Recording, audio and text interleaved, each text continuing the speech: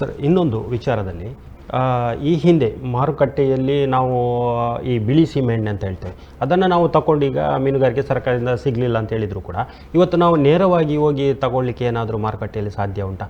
ಅದನ್ನು ಕೇಳಿ ತಿಳ್ಕೋಬೇಕಾಗ್ಬೋದು. ಯಾಕಂದ್ರೆ ಸೀಮೆಎಣ್ಣೆ ದರವು ಕೂಡ ದರವು ಅಷ್ಟೇ ಇರ್ಬೋದು. ಯಾಕಂದ್ರೆ ನಮಗೆ ಸೀಮೆಎಣ್ಣೆ ಸಿಗುವಂತದ್ದು ಇವಾಗ ಇಲ್ಲಿ ನಮಗೆ ರಾಜ್ಯ ಸರ್ಕಾರದವರು ಕೊಡುವಂತದ್ದು ಪಡಿತರದಲ್ಲಿ ಸಹ ಇಲ್ಲ, ಪಡಿತರದಲ್ಲಿ ಇಲ್ಲ. ಓಕೆ, ನಮಗೆ ಇಲ್ಲಿಂದ ಯಾವುದು ನಮ್ದು ಇಂಡಿಯನ್ ಆಯಿಲ್ ಕಾರ್ಪೊರೇಷನ್ ಇಂದ BPCL ಇಂದ ತೆಗೆದು ಕೊಡ್ತಾರೆ. ರಾಜ್ಯ ಸರ್ಕಾರದವರು ಇವಾಗ ಏನಿದೆ ಕೇಂದ್ರ ಸರ್ಕಾರ, ಎರಡು ಸರ್ಕಾರ, ಯಾವ ಸರ್ಕಾರ ಒಂದು ಮಾಡಿ ಕೊಡ್ತಾ ಇದ್ದಾರೆ ನಮಗೆ. ಯಾಕಂದ್ರೆ ಅಲ್ಲಿಂದ ಬರೇ ನಮಗೆ ನೇರ ಇಷ್ಟರವರೆಗೆ ನಮಗೆ ಅದರ ಬಗ್ಗೆ ಇದು ಸಿಕ್ಕಿಲ್ಲ. ಇಷ್ಟರವರೆಗೆ ನೇರ ನಮಗೆ ಖರೀದಿ ಮಾಡುವಂಥದ್ದು. ಯಾಕಂದ್ರೆ ಒಂದು ವೇಳೆ ಸಿಗ್ಬೋದಂತಾದರೂ ನಮಗೆ ಈ ರೇಟಲ್ಲಿ ನಮಗೆ ಮೀನುಗಾರಿಕೆ ನಡೀಲಿಕ್ಕೆ ಸಾಧ್ಯ ಇಲ್ಲ. ಒಂದು ವೇಳೆ ಸಿಕ್ಕಿದ್ರೂ ಸಾಧ್ಯ ಇಲ್ಲ ನಮಗೆ ಮೀನುಗಾರಿಕೆ ನಡೆಸಲಿ. ಸರ್, ಇನ್ನೊಂದು ಇದೇ ವಿಚಾರವಾಗಿ ಒಂದು ನಾವು ಆತ್ಮಾವಲೋಕನ ಮಾಡಿಕೊಳ್ಳೋದಿದೆ. ಭಾಳಷ್ಟು ಎಕರೆಗಳನ್ನು ಜಾಗಗಳನ್ನು ಇಲ್ಲಿಯ ಒಂದು ಏನು ತೈಲ ಸಂಸ್ಕರಣಾ ಘಟಕಗಳಿಗೆ ಏನು ನಮ್ಮ ಊರಿನವರು ಕೊಟ್ಟಿದ್ದಾರೆ, ಅವರೊಂದು ವ್ಯವಸ್ಥಿತವಾಗಿ ಮಾಡಿದ್ದಾರೆ. ಮತ್ತು ಅವಾಗ ಬೇಕಾದಂಥ ಸಂಸ್ಕರಣಾ ಘಟಕಗಳ ಅವರ ನೀರನ್ನು ಏನಾದರೂ ವ್ಯವಸ್ಥೆ ಮಾಡಲಿಕ್ಕೆ ಅವಕಾಶಗಳನ್ನು ಮಾಡಿಕೊಟ್ಟಿದ್ದಾರೆ. ಎಲ್ಲ ವಿಚಾರವಾಗಿದ್ದಾಗ ಆ ಸಂಸ್ಕರಣಾ ಘಟಕಗಳು ಯಾವ ರೀತಿ ಸ್ಥಳೀಯ ನಾಡದೋಣಿ ಮೀನುಗಾರಿಕೆ ತಮ್ಮ ಒಂದು ಸೌಲಭ್ಯವನ್ನು ಕೊಡ್ಬೋದು? ಅವರು CSR ಫಂಡ್ ಅಂತ ತಗೊಳ್ಳಿ ಅಥವಾ ರಿಯಾಯಿತಿ ದರದಲ್ಲಿ ಯಾವ ರೀತಿ ಮಾಡ್ಬೋದು? ಸರ್ಕಾರದ ಇದಕ್ಕೆ ಏನಂದ್ರೆ ಒತ್ತಡ ಸರ್ಕಾರದಿಂದ ಬೀಳಬೇಕು. ನಮಗೆ ನಾವು ಕೇಳಿದ್ರೆ ಅವರಿಗೆ ಇದಕ್ಕೆ ಕೊಡುವಂತ ಪರಿಸ್ಥಿತಿ. ಯಾಕಂದ್ರೆ ಇಂಡಸ್ಟ್ರಿ ಅವರು ಏನಿದೆ ಸರ್ಕಾರದ ಅಧೀನದಲ್ಲಿ, ಸರ್ಕಾರದ ಕಂಟ್ರೋಲ್ ಅಲ್ಲಿ ಇರುವಂತ, ಸರ್ಕಾರ ಮನಸ್ಸು ಮಾಡಿದ್ರೆ ಸಾಧ್ಯತೆ ಇದೆ. ಯಾಕಂದ್ರೆ ನೋಡಿ, ಇವಾಗ ನಮಗೆ ಇಲ್ಲಿ ನಮ್ಮ ಸ್ಥಳೀಯದಲ್ಲಿ MRPL ಇರ್ಬೋದು, ಇವರಿಗೆ ಸ್ಥಳ ಕೊಟ್ಟಿರೋರು ಯಾರು? ನಮ್ಮ ಕರಾವಳಿ ಮೀನುಗಾರರಲ್ಲ, ಕರಾವಳಿ ಪ್ರದೇಶ ಜನ. ಅದನ್ನ ನೋಡಿ, ಅದೇ ಅವರ ಏನಿದೆ ಯಾವುದು ತ್ಯಾಜ್ಯ ಮಲಿನ ನೀರನ್ನ ನಮ್ಮ ಸಮುದ್ರಕ್ಕೆ ಬಿಡ್ದು ಸಮುದ್ರವನ್ನ ಮಲಿನ ಮಾಡ್ತಾ ಇದ್ದಾರೆ. ಅಂಥದ್ದು ಇರುವಾಗ ನೋಡಿ, ಇವಾಗ ನಾಡದೋಣಿ ಮೀನುಗಾರರಿಗೆ ಇಲ್ಲಿಂದಲೇ, ಯಾಕಂದ್ರೆ ಡೀಸೆಲ್ ಪೆಟ್ರೋಲ್ ಅದಿದೆ ಎಲ್ಲ ಬರುವಾಗ ಅದರ ಜೊತೆಯಲ್ಲಿ ಕೆರೋಸಿನ್ ಪ್ರೊಡಕ್ಷನ್ ಮಾಡಿ ಸರ್ಕಾರ ಮನಸ್ಸು ಮಾಡಿದರೆ ಇಲ್ಲಿಂದಲೇ ನಮಗೆ ತೆಗೆದುಕೊಡುವಂಥ ಇದಿದೆ. ಓಕೆ, ಅದರಲ್ಲಿ ನಮಗೆ ನೋಡಿ ಟ್ರಾನ್ಸ್ಪೋರ್ಟೇಷನ್ ಚಾರ್ಜ್ ಇರ್ಬೋದು, ಅದು ತುಂಬ ಕಡಿಮೆ. ಯಾಕಂದರೆ ಇವಾಗ ಅಲ್ಲಿಂದ ನಮಗೆ ಹೊರದೇಶದಿಂದ ಬರುವುದಂತಾದರೆ ಅದರದ್ದೆಲ್ಲ ಸೇರಿ ಯೂಸ್ ಮಾಡುವಂಥದ್ದು ಇವರು. ನಮಗೆ ಟ್ರಾನ್ಸ್ಪೋರ್ಟೇಷನ್ ಚಾರ್ಜಸ್ ಸಾಧಾರಣ 8-10 ರೂಪಾಯಿವರೆಗೆ ಅಷ್ಟು ಬೀಳ್ತದೆ. Yes, correct sir. ಈ ಬಗ್ಗೆ ಏನಾದರೂ ನಮ್ಮ ನಾಡದೋಣಿ ಮೀನುಗಾರ ಸಂಘ ಇರ್ಬೋದು ಅಥವಾ ಇಲ್ಲಿಯ ಸ್ಥಳೀಯ ಮೊಗವೀರ ಪ್ರತಿನಿಧಿಗಳು ಇರ್ಬೋದು, ಯಾರೇ ಇರ್ಬೋದು, ಇದನ್ನು ಸರ್ಕಾರದ ಗಮನಕ್ಕೆ ತರಲಿಕ್ಕೆ ಸಾಧ್ಯ ಉಂಟು? ನಾವು ಇದಕ್ಕಿಂತ ಮುಂಚೆ ತುಂಬ ಸಾರ ತಂದಿದ್ದೇವೆ. ನಾವು ಕೊನೆಗೆ ನಾವು 1 ತಿಂಗಳ ಹಿಂದೆ ನಾವು ನಮ್ಮ ಸಂಸದರನ್ನು ಭೇಟಿಯಾಗಿ ಅವರು ಭರವಸೆ ಕೊಟ್ಟಿದ್ದಾರೆ. ನೋಡುವ, ಕೇಂದ್ರ ಸರ್ಕಾರದ ಜೊತೆ ಮಾತುಕತೆ ನಡೆಸಿ. ಯಾಕಂದ್ರೆ ನಮ್ಮ ಭಾಗದಲ್ಲಿ 3 ಜನ ಸಂಸದರಿದ್ದಾರೆ. Okay, correct. 3 ಜನ ಸಂಸದರಿದ್ದಾರೆ, ಮತ್ತೆ 8 ಜನ ಇಲ್ಲಿ ಯಾರ್ದು ನಮ್ಮ ದಕ್ಷಿಣ ಕನ್ನಡ ಜಿಲ್ಲೆ ಶಾಸಕರಿದ್ದಾರೆ.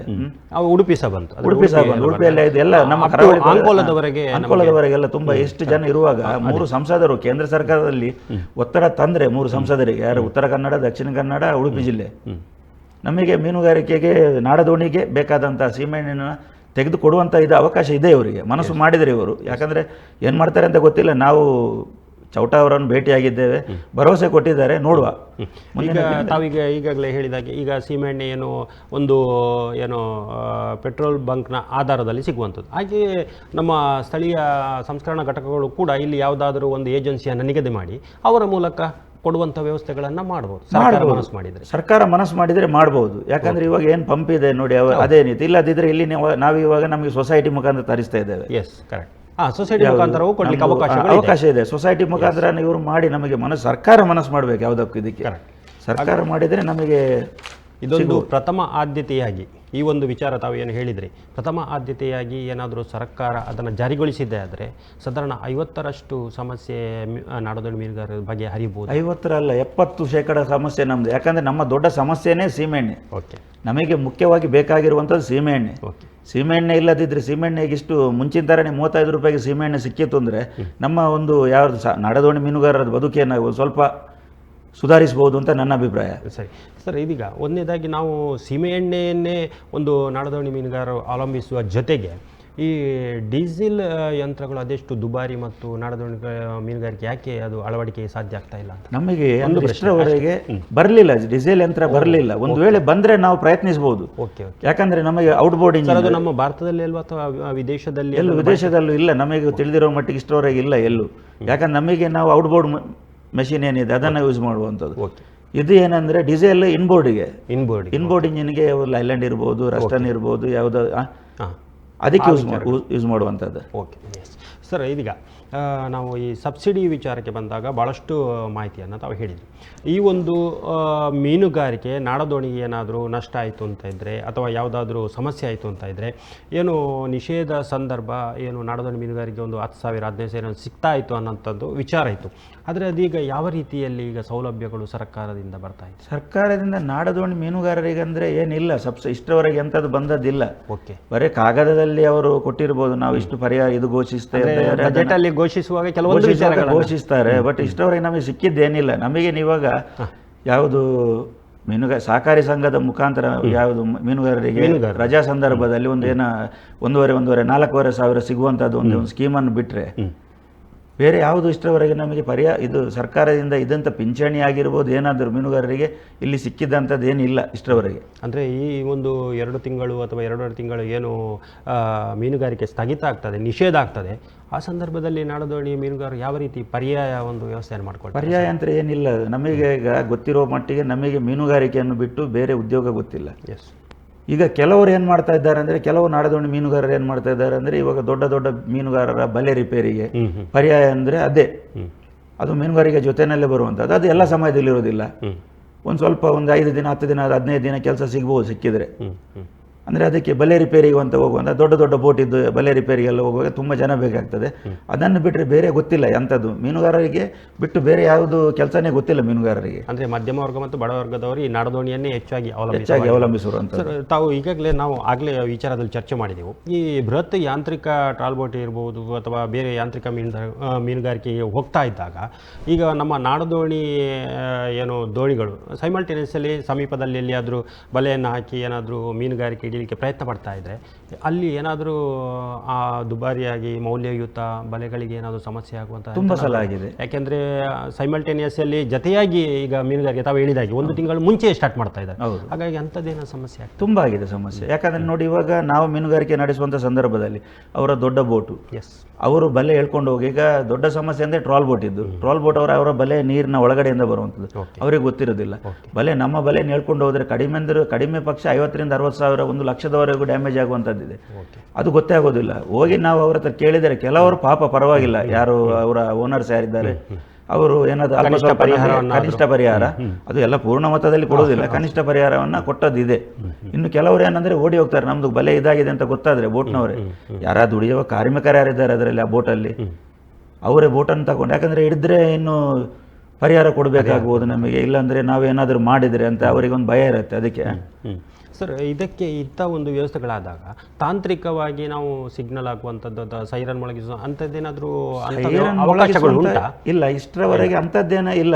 ಅದು ಅಂದರೆ ಅವರು ಬೋಟ್ ಬರ್ತಾ ಇದ್ದಾಗೆ ನಾವು ಇದ್ದೇವೆ, ಮೀನುಗಾರಿಕೆ ಹಿಡಿತೇವೆ ಅಂಥದ್ದು ಅದು ಗೊತ್ತಾಗ್ತದೆ. ನಾವು ನಮ್ಮ ಬೋಟಿಗೂ ನಮ್ಮ ಇದು ಸಿಗ್ನಲ್ ಇದೆ ಅದಕ್ಕೆ. ಓಕೆ.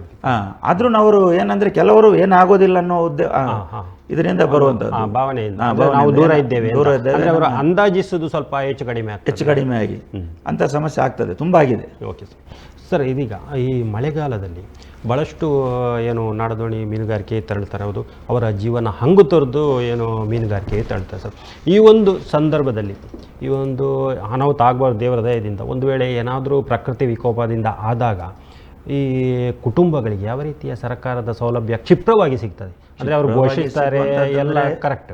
ನಮಗೆ ಇದೆ, ಈಗ ಎಷ್ಟು ಇದೆ? ಮೊದಲಾದ್ರೆ 5 ಲಕ್ಷ 10 ಲಕ್ಷ ಏನೋ 5 ಲಕ್ಷ 10 ಲಕ್ಷ ಅಂತ ಹೇಳಿದ್ದಾರೆ.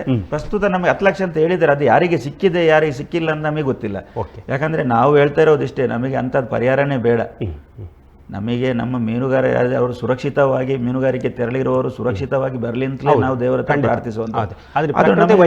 ವೈಫಲ್ಯ ಅಥವಾ ಪ್ರಕೃತಿ ವಿಕೋಪ ಆಗುವಾಗ ಏನಾದ್ರೂ ಆಯ್ತಂದ್ರೆ ಮುಂಚೆ ಕುಟುಂಬಕ್ಕೆ ಭದ್ರತೆ ಅಷ್ಟೇ. ಅದೇನ ಪರಿಹಾರ ಅಂದ್ರೆ ಕೇಂದ್ರ ಮತ್ತು ರಾಜ್ಯ ಸರ್ಕಾರದಿಂದ ಕೊಡ್ತಾ ಇದ್ದಾರೆ, ಯಾವುದು ಸಂಕಷ್ಟ ಪರಿಹಾರ ನಿಧಿ ಅಂತ ನಮ್ದು ಮೀನುಗಾರಿಕೆ ಇಲಾಖೆಯಿಂದ ಸಿಗುವಂತಹದ್ದು.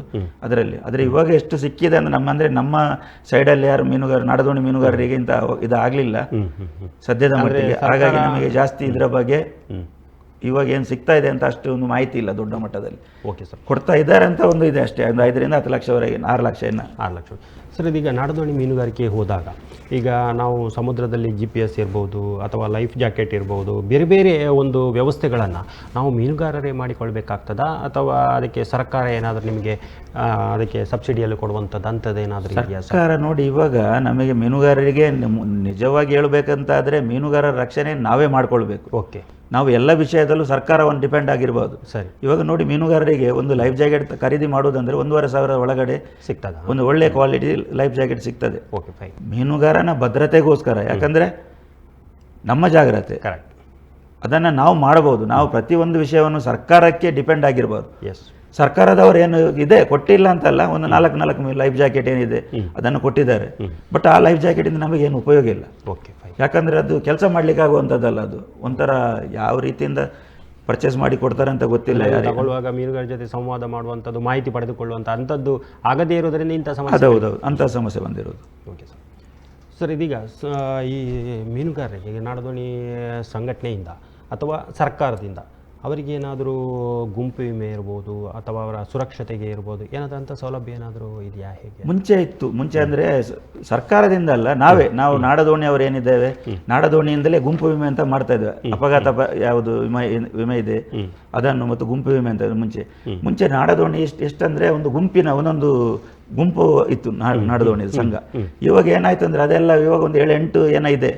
ಅದನ್ನು ಬಿಟ್ಟರೆ ಎಲ್ಲ ಇವಾಗ ಅಂದರೆ ಇಂಡಿವಿಜುವಲ್ ಓನರ್ಸ್ ಸಣ್ಣ ಸಣ್ಣ ನಾಡದೋಣಿಯನ್ನು ಮಾಡಿದ್ದಾರೆ. ಅದರಲ್ಲಿ ಗುಂಪಲ್ಲಿದ್ದವರೆಲ್ಲ ಗುಂಪು ಮುಚ್ಚಿದ ಮೇಲೆ, ಯಾಕಂದರೆ ಇದೇ ಸಮಸ್ಯೆ, ಸೀಮೆಎಣ್ಣೆ ಇದು ಮೀನಿದ್ದು ಕೊರತೆ, ಮೀನಿನ ಕೊರತೆ, ಸೀಮೆಎಣ್ಣೆ ಕೊರತೆ ಅಂತೇಳಿ ಇವರಿಗೆ ಸ್ವಲ್ಪ ಕಷ್ಟ ಆಗಿ ಇವಾಗ ಏನಾಯ್ತು, ಸಣ್ಣ ಸಣ್ಣ ದೋಣಿ ಮಾಡಿ ದೊಡ್ಡ ದೋಣಿಯನ್ನೆಲ್ಲ ಬಿಟ್ಟು, ಓಕೆ, ಆ ದೋಣಿಯಲ್ಲಿ ನಮಗೆ ಗುಂಪು ವಿಮೆ ಅಂತೆಲ್ಲ ಇತ್ತು ಮುಂಚೆ.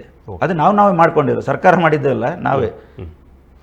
ಸರಿ ಸರ್, ಇದೀಗ ಈ ಒಂದು ಮೀನುಗಾರಿಕೆಯ ಸಂದರ್ಭ, ನಾಡದೋಣಿ ಮೀನುಗಾರರಿಗೆ ಈಗ ನಾವು ಕೇರಳದಲ್ಲಿ ಗೋವಾದಲ್ಲಿ ನೋಡಿದರೆ ಮೀನುಗಾರರ ಪಿಂಚಣಿ ಅಂತಕ್ಕಂಥ ವಿಚಾರ ಇದೆ. ಕರ್ನಾಟಕದಲ್ಲಿ ಯಾವ ರೀತಿ ಅಪಘಾತ ವಿಮೆ ಕ್ಲೈಮ್ ಮಾಡೋದಕ್ಕೆ ಯಾವ ರೀತಿಯ ಸಂಕಷ್ಟಗಳನ್ನು ಎದುರಿಸಬೇಕಾಗ್ತದೆ?